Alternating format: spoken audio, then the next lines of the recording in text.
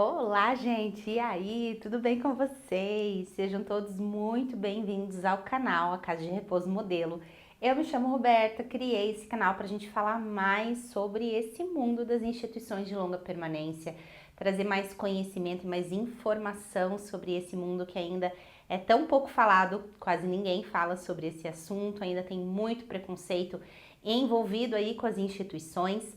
Então, o objetivo desse canal é trazer mais informação sobre essa área. É um canal voltado para quem já tem instituição, mas tem várias dúvidas, né? Quer se identificar muitas vezes com as situações, querem buscar respostas de alguma coisa que estão vivendo. Será que só eu vivo isso? Será que mais alguém está passando pela mesma situação? Ou para quem deseja abrir essa instituição, mas não sabe nem por onde começa, não sabe quais são os passos, não faz ideia como que de fato funciona essa área. Então aqui tem muito vídeo falando sobre tudo que vocês possam imaginar sobre casa de repouso. E também é um canal voltado para quem tem curiosidade, para saber como que funciona esse mundo aí das ILPIs. Se você ainda não é inscrito nesse canal, você se inscreva, deixa aqui para mim seu comentário, sua pergunta, eu sempre respondo todos, faço sempre o possível para responder todo mundo. Se eu não respondo ali nos comentários mesmo, eu gravo um vídeo em resposta para você, tá bom? Se você também não me segue lá na rede vizinha, lá no meu perfil do Instagram, também te convido a me seguir por lá. Lá, diferente daqui, tem conteúdo todo dia, né? Lá é diferente, aqui é uma vez na semana, lá todo dia tem bastante conteúdo voltado para essa área.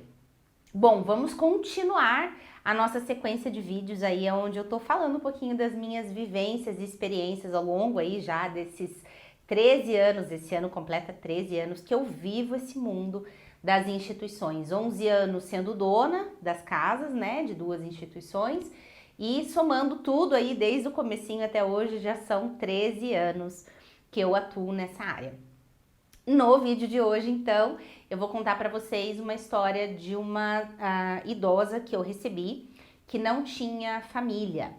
Quando a gente atua nessa área, nós vamos receber idosos de tudo que é tipo perfil, situações, enfim. E acontece às vezes da gente receber um idoso, um morador que não tem de fato nenhum familiar próximo. Por exemplo, essa idosa especificamente, né, ela já tinha lá seus 80 e poucos anos, tá? Nessa época, foi em 2010 isso.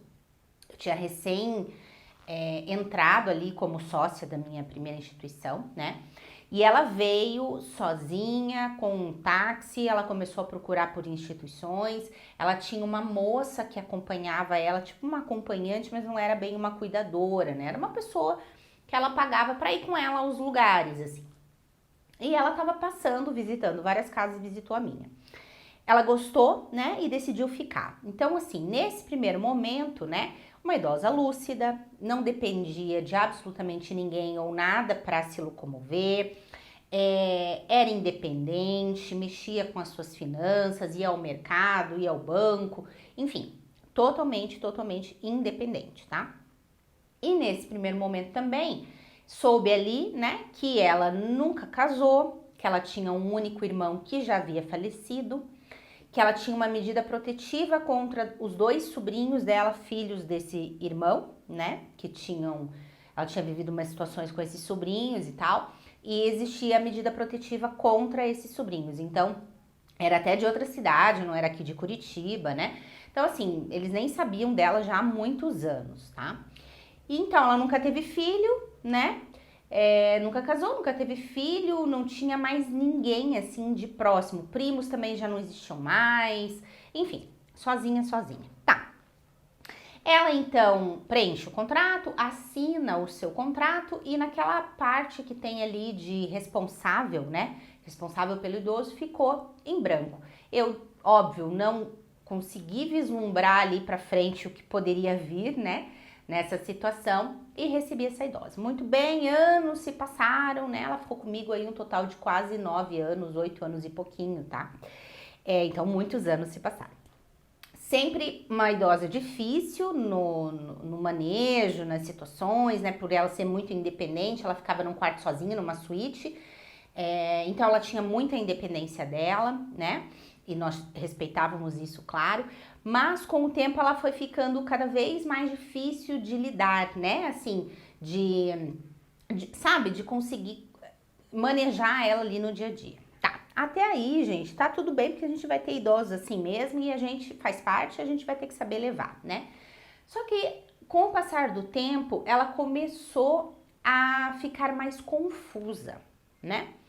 E esquecer coisas. Então, por exemplo, começou assim, ela começou a ir ao banco, sacar volumes de dinheiro e levar lá para a instituição, né? E aí a menina que fazia a limpeza da casa passava no quarto dela, tinha um monte de dinheiro em cima da cama, tinha um monte de dinheiro dentro do guarda-roupa, tinha um monte de dinheiro, tudo meio solto, entendeu? Tudo meio ali. Ela vinha me avisar, eu ia até lá, conversava com ela, né? Dizia, olha, né, não dá pra senhora deixar, né? Não tem como, a casa entra e sai pessoas o tempo inteiro, não tem como, né? A senhora ou tenha um cofre dentro do seu quarto, ou não saque tanto dinheiro, ou enfim, né? Tentando ali auxiliar. Sempre era muito difícil, sempre terminava essa conversa de uma forma complicada, porque a gente quer tentar ajudar e ela se impunha, ela dizia que ela sabia o que ela estava fazendo, enfim, né? E logo depois, óbvio, começou a vir a conversa de que estava sumindo o dinheiro dela. Então, começou a sumir, ela começou a acusar as funcionárias, e aí chegou um momento que, de fato, eu proibi ela de ter esses dinheiros dentro da casa, né? Se ela quisesse, poderia ser um pouco, mas dentro de um cofrinho, algo assim, que só ela tivesse acesso e que não ficasse aquilo ali, porque não tem como, né? Não tinha como eu ficar o tempo inteiro cuidando disso, né? Então começamos a fazer dessa forma. Tá. Aí, depois disso, as pessoas com quem ela saía, essa pessoa, por exemplo, que acompanhava ela, às vezes pegava táxi, às vezes não sei o que, também começou a me relatar que ela tava perdendo dinheiro, às vezes ela pegava as coisas, caía dinheiro no chão, enfim, situações. Ela me pagava em cheque naquela época, né? E ela começou a errar a assinatura, então o cheque voltava, aí eu ia lá falar com ela, ela dizia que não, que eu tava mentindo, que eu queria receber 2 vezes, né? Então assim, começou a ficar muito, muito, muito complicado, né? Aí eu não sabia o que fazer, porque como ela não tinha ninguém que respondesse por ela, por isso que agora nós caímos nessa situação. Por que é tão importante um idoso ter um responsável por ele? Justamente por isso, porque a gente não sabe quando o idoso vai passar de grau, vai mudar, vai ficar mais dependente, vai começar a mudar os seus comportamentos. E aí você não consegue resolver as coisas com o idoso, porque ele já não tá mais completamente ali 100% lúcido ou consciente das coisas, né? Então começou a ficar muito complicado e eu não tinha quem recorrer, né? Eu tentava conversar com ela, eu dizia, olha, vamos ao médico, vamos marcar uma consulta, né? Talvez tivesse que rever os seus medicamentos. Por quê? Você acha que eu não sei o quê?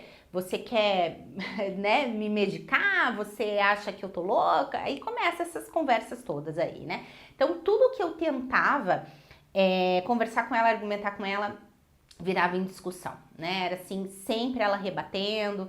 Então começou a ficar intratável a situação. E eu amarrada ali, porque eu não queria mais ela na casa, porque começou a trazer uma série de problemas com outros moradores, com os funcionários, né? Então assim, ela destratava as meninas assim de um jeito, né, humilhando, enfim. Coisas muito chatas começaram a acontecer no dia a dia. E isso começou a atrapalhar, a criar um clima ruim dentro da casa, sabe, assim? E isso é assim, gente, quando isso começa a acontecer, é melhor você cortar a situação, rescindir contrato mesmo, é a melhor coisa do que você ficar vivenciando aquilo, porque não precisa ser assim, né? Eu acredito que aquele momento estava chegando o fim da estadia dela comigo, que já não estava sendo bom nem para ela e nem para nós. Só que o que acontece? Eu mandar ela simplesmente embora, naquele momento já estava difícil, porque ela já não estava mais 100%. Então, eu também não tinha coragem de fazer isso. Aí eu pensava, como é que eu vou colocar ela, né, rescindir contrato, dizer que eu não quero mais ela na instituição, E ela vai pra onde? E como é que ela vai achar um lugar? E como é que ela vai pagar esse lugar se já comigo tava super complicado, né? Eu fiquei assim, ó, de mãos atadas. Eu vou dizer pra vocês que eu fiquei, acho que quase um ano ou dois, talvez, nessa situação, assim, que eu não sabia o que eu fazia, que eu não sabia a quem recorrer, né? A gente que tem instituição, talvez alguns aqui até se identifiquem, muitas vezes a gente se sente muito sozinho, porque assim, a gente não tem com quem dividir ou, né, assim, ah, já passou por isso, já, como é que você resolveu? Entende? Então a gente se vê numas situações muito sozinho e não sabe o que fazer, né? Eu sei que foram e eram conversas assim, né? E aí ela internou nesse meio tempo, não tinha ninguém para ficar com ela no hospital. Foram assim, situações bem complicadas que foram acontecendo. Até que um dia, né, ela trocou a pessoa que estava acompanhando ela nesse meio tempo, brigou com essa moça, a moça não quis mais continuar com ela, né, porque ela começou a ficar difícil com todo mundo. E ela achou um taxista. Ela achou um taxista que levava ela nos lugares, trazia ela dos lugares e tudo mais, né? E esse taxista a gente começou a duvidar um pouco das atitudes dele, dos comportamentos dele, né? Com relação a ela, financeiramente falando. E aquilo começou a me preocupar muito e eu tentava conversar com ela e não dava, né? Ela dizia que eu tava querendo inventar coisa, enfim, né? E começou a ficar muito difícil até que eu confrontei essa pessoa. Ele tinha uma esposa, né? E a esposa também estava envolvida, assim. E aí eu confrontei ela, virou uma discussão muito feia, né? E eu falei, olha, deu, né? Deu, não dá mais. E aí eu, para não ter problemas depois, lá na frente, o que que eu pensei? Eu falei, eu vou fazer o seguinte, eu vou entrar em contato com o Ministério Público, né? E é aí que eu começo a entender a função de fato do Ministério Público, qual a posição deles e o quanto eles estão muitas vezes ali para nos ajudar. Eles são um órgão de fiscalização, né? Que eles têm muitas coisas para controlar ali, dentre elas ali especificamente na promotoria do idoso, defender o idoso e tudo, mas em contrapartida eles também têm esse bom senso das situações, né? E aí eu entro em contato com o Ministério Público, faço um relato de tudo que vinha acontecendo nos últimos anos, que eu não sabia a quem pedir ajuda, né? E que estava ficando insustentável a situação, ela era contra encontrar um médico, ela já estava precisando de uma pessoa que se responsabilizasse pelas finanças dela, porque eu tinha certeza que as pessoas estavam se aproveitando disso, né? E ela não aceitava o que eu conversava com ela. E, enfim, mando esse e-mail, né? E aí logo vem a resposta, é marcada uma audiência, nessa audiência ela vai, eu vou também, né? E ela fala que não, que nada daquilo tá acontecendo, que é um exagero e tal, mas a promotora exige um laudo médico dela, que até então não existia, né? E aí ela precisa fazer esse laudo passar por um médico. Ela passa pelo médico, né? E esse médico faz a avaliação dela. Nesse momento, até não só o médico geriatra, mas uma psicóloga também, uma neuropsicóloga e tal, e ela vê, né, que realmente ela já tinha confusões, que ela já não respondia tanto assim por si, que tinha momentos de lucidez, tinha momento que ela ficava perdida, não sabia exatamente, né, aonde que estava aquele dinheiro, aonde que ela tinha gastado, enfim, uma série de coisas, né. São ajustados medicamentos para ela nesse momento também, que o médico percebe a necessidade, né, de ajustes de remédio. E eu relato ali naquele momento, né, que ao longo desses anos, os últimos anos estavam assim, realmente muito difíceis de convivência, que eu acreditava que já não era bom ela permanecer comigo, né, por ter se esgotado assim, né, energeticamente, sei lá, tudo. E que não tinha mais como, né? Então, assim, que eu gostaria que a promotoria ou alguém auxiliasse ela na procura de uma nova instituição. Como ela tinha ainda a maior parte da lucidez dela preservada em muitos momentos, enfim, né? Ela ainda conseguia entender um pouco das coisas, não estava assim completamente alheia, né? Ela não foi interditada completamente, ela foi interditada parcialmente. O que que é isso? Existia uma pessoa que a promotoria designou, já que ela não tinha ninguém, né, para assumir ela, e eu não ia fazer isso, né, não quis fazer isso, assumir essa responsabilidade.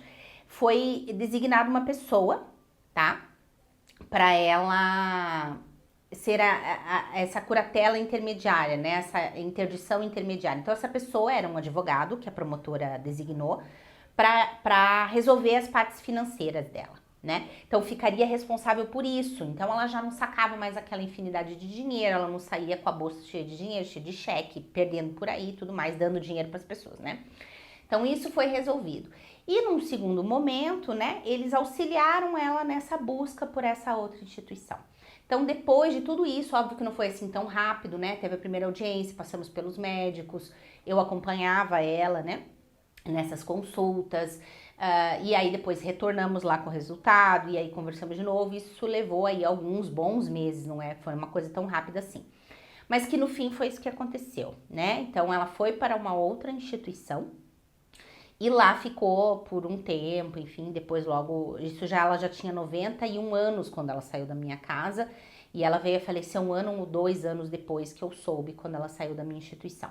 Mas o que eu quero dizer com isso, né? Você veja como a gente não tem informação, né? E como a pessoa, a responsável pelo idoso precisa existir.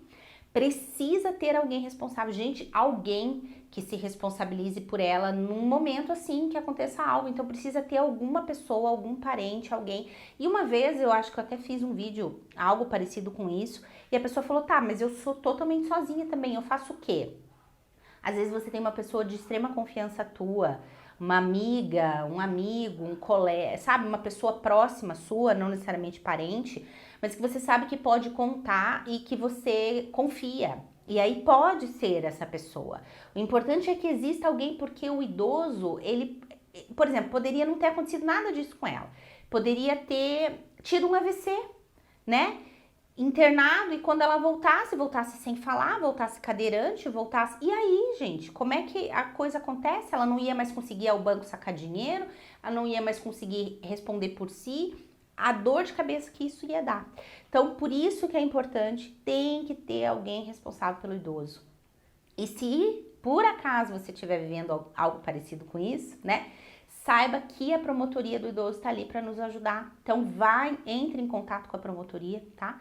Para que eles te auxiliem lá, designem alguém para se responsabilizar por algo do idoso, caso não tenha necessidade de curatelar ele 100%, né? Que ele seja 100% interditado, que seja talvez parcialmente, isso quem vai ver são eles e os médicos, né? Que avaliar esse idoso, mas que existe como resolver isso e você não precisa viver tantos anos como eu vivi, numa situação bem insustentável que nós passávamos lá, tá bom? Eu espero que você tenha gostado desse vídeo, que ele tenha te esclarecido, te ajudado em alguma coisa. Comenta aqui pra mim se você já viu ou viveu situações parecidas com essa aí na sua realidade, na sua instituição. Repito, se você não é inscrito nesse canal, se inscreva, deixa aqui sempre sua pergunta e seu comentário, tá bom? E a gente se vê no próximo vídeo. Até!